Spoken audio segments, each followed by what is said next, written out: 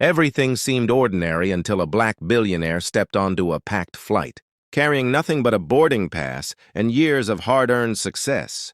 Moments later, a white woman calmly settled into his assigned first-class seat, convinced he didn't belong there. What followed wasn't just an awkward misunderstanding, it became a shocking display of prejudice that spread through the cabin in seconds.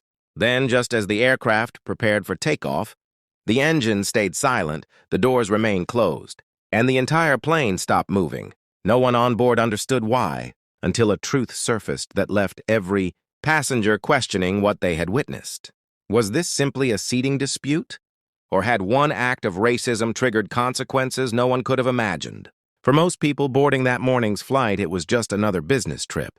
The terminal buzzed with familiar routines as passengers hurried through security, checked their phones, and searched for their gates. Hidden among the crowd was a man who had spent decades building one of the most successful technology and aviation investment companies in the country. Marcus Ellison, a black billionaire known for his quiet generosity and disciplined leadership, had never cared about expensive watches or flashy designer labels. He believed respect was earned through character, not appearance. So he often traveled in simple clothes that made him look like any other passenger.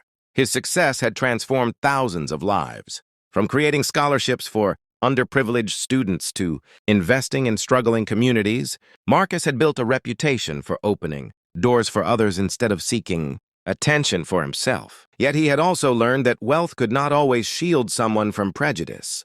More than once, strangers had judged him before hearing his name, assuming he could not possibly belong in the places his achievements had earned him.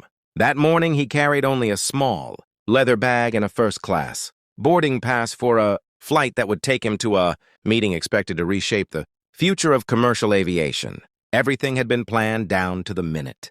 He greeted the cabin crew with quiet confidence, walked toward his assigned seat, and expected nothing more than a peaceful journey. Instead, before he could even place his bag in the overhead compartment, one unexpected decision by another passenger began turning curious glances into silent judgment.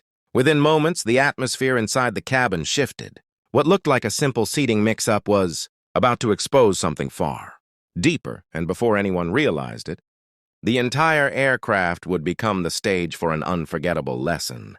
Marcus stood motionless beside his assigned first-class seat, gripping his boarding pass with the same calm confidence he carried into every business meeting. The white woman occupying his seat never moved. Instead, she remained relaxed, certain that she belonged exactly where. Around them, passengers began watching more closely. Conversations faded. Phones lowered. An uncomfortable silence spread through the premium cabin. What should have taken only a few seconds suddenly became something much bigger. A flight attendant approached. But instead of checking the boarding passes first, her attention lingered on Marcus. His simple jacket, modest shoes, and worn leather travel bag seemed to shape her judgment before a single fact had been confirmed. She hesitated as if trying to decide whether he had wandered into the wrong section of the aircraft by mistake. Marcus had experienced that look before. It was the look that quietly questioned whether he belonged. The look that ignored years of sacrifice, achievement, and success. The look that reduced a lifetime of accomplishments to the color of his skin and the clothes he chose to wear. Still, he refused to react emotionally. He simply waited. The delay only made the situation worse. Passengers in nearby rows began exchanging whispers. Some looked sympathetic, but most simply watched, assuming they already knew how the story would end. A few even smiled, expecting the crew to escort Marcus away so boarding could continue. Every passing second made the atmosphere heavier. The lead flight attendant finally examined the boarding pass. For a brief moment, confusion flashed across her face.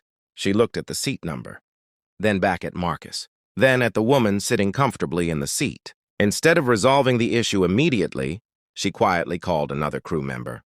Within moments, two attendants stood together, studying the boarding information while speaking in low voices. Their confidence quickly disappeared, replaced by uncertainty. The delay reached the cockpit. The captain was informed that first-class boarding had unexpectedly stopped. Ground operations were notified that departure might be delayed. Outside the aircraft, baggage vehicles paused while airport staff exchanged puzzled glances. Inside the cabin, passengers checked their watches, unaware that the smallest decision had already begun affecting the entire flight. Marcus never raised his voice. He never demanded special treatment. His silence forced everyone else to fill the space with their own assumptions. Then another employee rushed aboard carrying the complete passenger manifest. Names were checked. Seat assignments were verified. A final line on the document caught everyone's attention. The employee's expression changed instantly.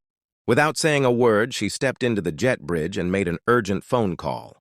Seconds later, another call followed. Then another. Whatever had just been confirmed was clearly far more serious than a disagreement over a first-class seat. The aircraft doors remained open. The boarding bridge stayed attached. The engines never started. Passengers who had been impatient only moments earlier suddenly realized something extraordinary was happening. Even the woman sitting in Marcus's seat began looking around, sensing that the confidence she had, shown only minutes before, was beginning to disappear. Outside the windows, several senior airline officials were now walking quickly toward the aircraft. No announcement was made. No explanation was given. But everyone could feel it. This was no longer about a seat. The cabin had become eerily silent. Every passenger who had been whispering moments earlier now watched the front of the aircraft without saying a word. Outside the windows, several senior airline officials walked quickly down the jet bridge. Their expressions carried none of the calm confidence usually seen before departure. Something had gone terribly wrong, and everyone on board could feel it. The lead official stepped into the first-class cabin and asked to see the passenger manifest one final time. His eyes stopped on Marcus Ellison's name. In an instant, the uncertainty vanished. The mistake was undeniable. Marcus had been the rightful owner of the first-class seat from the beginning. What followed exposed something far more painful than a simple seating dispute. Every unnecessary delay, every suspicious glance, every moment spent questioning. Marcus, instead of checking the facts, had been driven by assumptions about who looked as though they belonged. The evidence had been in everyone's hands from the start. Yet prejudice had spoken louder than professionalism. The officials immediately halted the boarding process. The captain was informed that the aircraft would not leave the gate until the incident had been fully addressed. Across the cabin, faces that had once shown quiet confidence were now filled with embarrassment. Passengers who had silently accepted the unfolding. Discrimination lowered their eyes, suddenly realizing they had witnessed injustice without questioning it.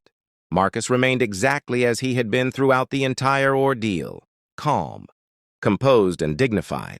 His silence became the loudest voice in the cabin. No angry outburst could have revealed the truth more clearly than the quiet patience of a man who knew his worth long before anyone else recognized it. In that moment, the issue was no longer a seat on an airplane.